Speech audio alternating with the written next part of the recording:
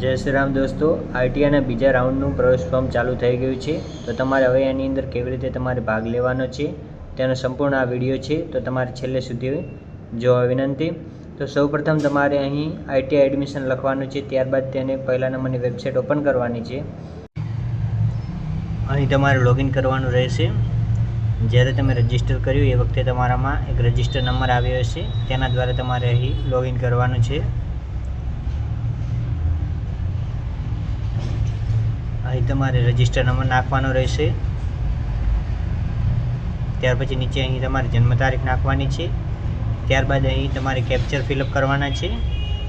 ત્યાર પછી અહીં તમારે લોગિન ઉપર ક્લિક માર્ક કરવાનું રહેશે. ત્યાર પછી તમારા મોબાઈલમાં એક ઓટીપી આવશે, તે તમારે અહીં ફિલઅપ કરવાનો છે. ત્યારબાદ સબમિટ કરીને તમારી પ્રોફાઇલ ઓપન થઈ જશે. હવે તમારે બીજા રાઉન્ડમાં તમારે પ્રવેશમાં ભાગ લેવા માટે તમારે અહીં ક્લિક માર્ક કરવાનું રહેશે. ત્યાર પછી તમારે અહીં જન્મ તારીખ તમારી નાખવાની છે. ત્યાર પછી તમારે અહીં ગો ઉપર ક્લિક માર્ક કરવાનું રહેશે. ત્યારબાદ તમારે અહીં તમારી પૂરી ડિટેલ બતાવશે. તમારો રજિસ્ટર નંબર, તમારી જન્મ તારીખ, તમારું નામ આવી જશે. તમે કયો ટ્રેન્ડ પસંદ કર્યો તો એ આવી જશે. ત્યારબાદ તમારે યસ એગ્રી પર ક્લિક માર્ક કરવાનું રહેશે.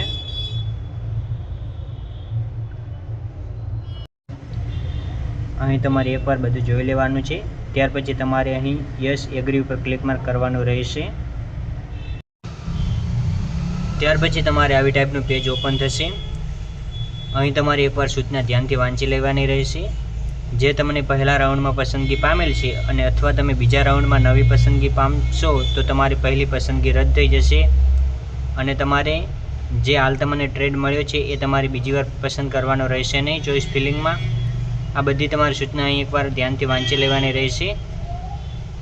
ત્યાર પછી તમારે અહીં બાંયધરી ઉપર ટિક માર્ક કરવાનું રહેશે. ત્યાર પછી તમારે અહીં એગ્રી ઉપર ક્લિક માર્ક કરવાનું છે. ત્યાર પછી તમારે થોડા સમય રાહ જોવાની છે. ત્યારબાદ અહીં તમારો બીજા રાઉન્ડમાં તમે ભાગ લઈ શકશો. હવે તમારે હોમ પેજ ઉપર આવવાનું રહેશે.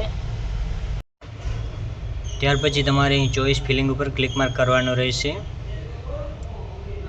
અહીં તમારે જે લાગુ પડતો હોય એ તમારે ક્લિક માર્ક કરવાનું છે. ત્યારબાદ એગ્રી કરવાનું છે. અહીં તમારી જૂની જેટલી તમે ચોઈસ ફિલિંગ કરેલ છે અહીં તમને બતાવી રહેશે. જો તમારે એમાં કોઈ રાખવી હોય અથવા ડિલીટ કરવી હોય તો તમે ડિલીટ કરી શકશો. બીજી તમારે નવી એડ કરવી હોય તો તમે એડ પણ કરી શકશો.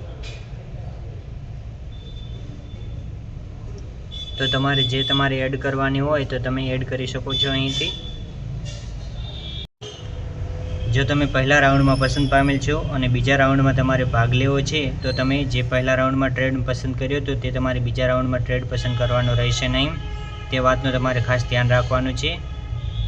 અને જો તમારે પહેલા રાઉન્ડમાં પસંદગી પામેલ છો અને તમે બીજા રાઉન્ડમાં તમને પસંદગી મળી ગયેલ છે તો તમારો ઓટોમેટિક પહેલો રાઉન્ડમાં જે પસંદ પામેલ છે તે રદ થઈ જશે.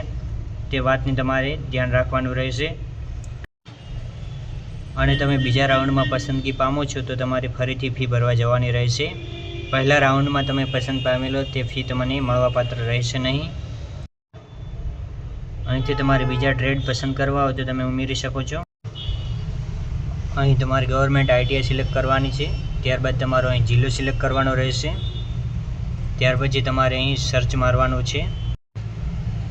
ત્યાર પછી તમારે અહીં આઈટીઆઈ સિલેક્ટ કરવાની છે. ત્યાર પછી અહીં તમારે જે ટ્રેડ લેવો છે તે તમે લઈ શકો છો.